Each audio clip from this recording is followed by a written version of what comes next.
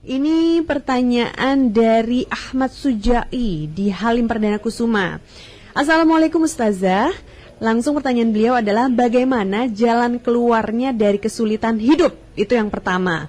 Kemudian selanjutnya beliau bertanya juga apa saja doa-doa yang harus dilakukan oleh Pak Sujai ini di samping sholat fardu atau sholat sunnah rawatib, kemudian sholat tahajud dan salat duha ya. Mohon sarannya seperti apa? Baik ya, untuk Pak siapa tadi ya, Pak Sujai ya, dan juga untuk semua pendengar Ras FM dimanapun berada. Bismillahirrahmanirrahim. Alhamdulillahirrabbilalamin.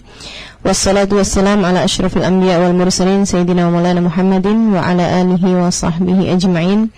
Subhanaka la ilma lana illa ma'alamtana innaka antal alimul hakim.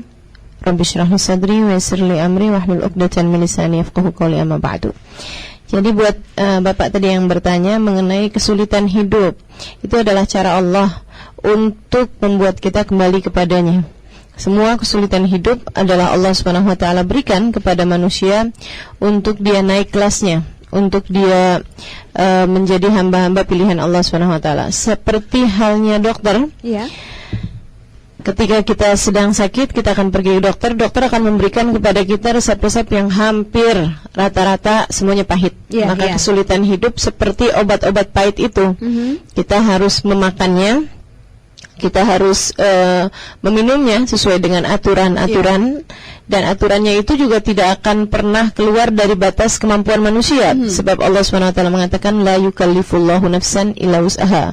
Allah tidak akan membebani kepada manusia sesuatu yang dia tidak akan tanggung, tidak bisa tanggungnya. Jadi kesulitan hidup itu adalah untuk menyehatkan kita, meninggikan derajat kita, meninggikan keimanan kita di mata Allah Subhanahu wa taala, sehingga akhirnya menjadikan kita hamba-hamba Allah yang sehat, sehat iman, sehat hati, sehat pikiran, sehat zahir batinnya.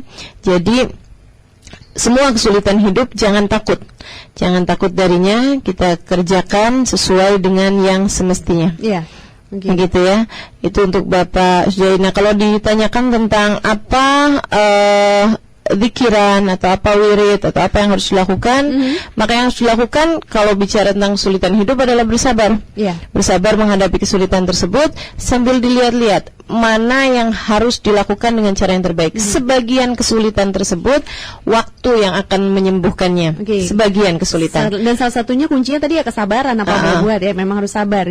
Sebagian kesulitan jalan keluarnya adalah sabar. Misalnya kayak ditinggal wafat oleh orang yang dicintai gitu. Udah nggak ada yang lagi yang bisa diusahakan. Namun sebagian kesulitan itu harus dicarikan solusinya. Misalnya kalau ada keluarga yang sakit atau ada diri sakit gitu kan, dicarikan solusinya, dicarikan pengobatannya gitu ya. Tadawu tasihu, kata Nabi Muhammad alaihi wasallam, berobatlah maka kamu akan sehat. Maka ada yang memang kita perlu melakukan sesuatu, ada yang tidak perlu melakukan sesuatu. Nah, karenanya kemudian dalam setiap kesulitan itu harus kita laksanakan dengan ada ilmunya. Mana yang kita perlu ikhtiarkan, mana yang tidak perlu ikhtiarkan. Nah, kalau kemudian bicara tentang wirid atau apa, itu seperti tambahan vitamin ya, seperti itu ya, yang kemudian insya Allah menjadikan kita jauh lebih kuat. Nah, kalau bicara tentang wirid yang menghilangkan kesulitan yang diajarkan oleh baginda kita Nabi Muhammad SAW, salah satunya misalnya la haula wa la quwata illa billahil aliyil azim. Kata Nabi Muhammad, dawa li 99 da'i saruhal ham. La haula wa la quwata illa billah itu adalah obat untuk 99 penyakit.